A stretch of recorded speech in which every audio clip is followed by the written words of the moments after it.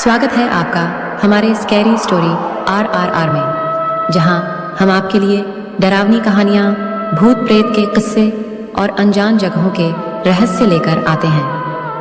यहां आपको ऐसे वीडियो मिलेंगे जो आपके रोंगटे खड़े कर देंगे। ऐसे वीडियो के लिए हमारे चैनल को जरूर सब्सक्राइब करें। हे दोस्तों, मैं आपका दोस्त राहुल। रात के करीब 12 बज चुके हैं। आज फिर एक बार आपके सामने YouTube लाइव में हाजिर हूँ। जैसा कि आप जानते हैं, पिछली 5 जगहों पर हमने पूरी रात बिताई, पर हमें कोई डरावनी बात नजर नहीं आई और ना सुनाई दी। इसके साथ हमारा यकीन और ज्यादा मजबूत हो चला है कि भूत प्रेत आत्मा सब कुछ बकवास है, ना इनका कोई वजूद है, ना ये कहीं मौजूद है। तो मैं आज इस नई जगह पर पहुंचा हूँ। शर्त के मुताबिक हर बार की तरह यहाँ पर रात बितानी है। तो आप तैयार है न्यू एडवेंचर के लिए? तो चल। इंटरनेट कनेक्शन कटने से YouTube पर कल रात अपलोड की हुई वो वीडियो एक ही जगह रुक गई। उसने मोबाइल की स्क्रीन बंद की और मोबाइल वैसे ही अपने हाथ में पकड़कर कार की खुली खिड़की से उदासी भरी निगाहों से बाहर झांकने लगी। सुबह के करीब 10 बज चुके थे।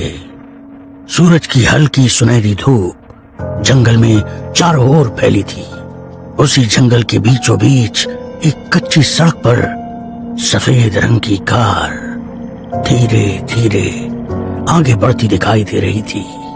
कार के अंदर बैठे कॉलेज के लड़के लड़कियां जंगल के उस सन्नाटे को बिना कुछ बोले नजरों से ही समझने की कोशिश कर रहे थे।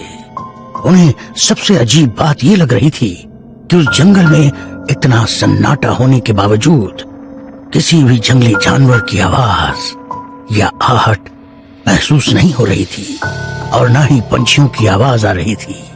इंसान तो क्या, मानो जंगली जानवर और पक्षी भी उस इलाके में आने से डरते थे।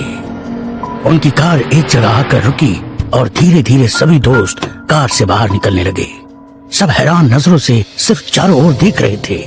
उनके सामने एक बड़ा सा आलीशान बंगला था। उस इलाके को गौर से देखते हुए सभी चलते चलते बंगले के गेट से अंदर आए और सीढ़ियां चढ़कर सभी दोस्त दरवाजे के बाहर रुक गए। उनमें से एक लड़के ने सामने वाला पुराना लकड़ी का दरवाजा धीरे से जैसे ही अंदर की ओर धकेला, कर आवाज करते ही वो दरवाजा आधा ही खुल गया। बंगला पुराना होने के बावजूद काफी खूबसूरत था। दीवारों का रंग काफी फीका पड़ चुका था।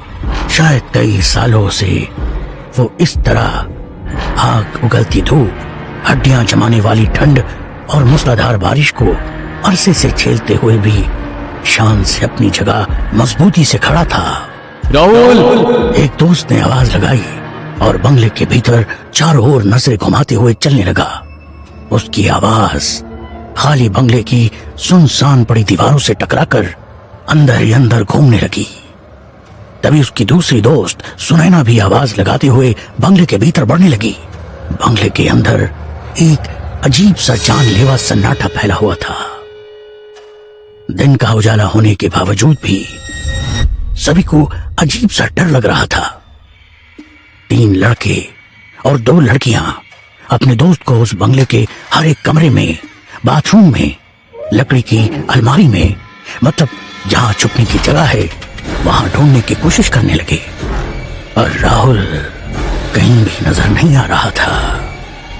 न ही उसके होने की कोई निशानी उन्हें मिल रही थी। उसका मोबाइल तो कल रात से ही बंद था, साथ ही डिजिटल कैमरा भी। सब कुछ गायब था। ढूंढ ढूंढ कर सब परेशान हो गए। तभी राधिका को उस बंगले में एक अजीब सी नामोशियत महसूस होने लगी और थकान के कारण उसे चक्कर आने लगा। राधिका की हालत देखकर सचिन ने कहा, शायद हमें अब चलना चाहिए। नाराज होकर खाली हाथ सब दरवाजे से बाहर निकले। सुनैना की आंखों से आंसू छलकने लगे। तभी जैसे उन्हें कोई उस बंगले के नीचे बने तहखाने के बंद झरोके से देखने लगा। काले अंधेरे में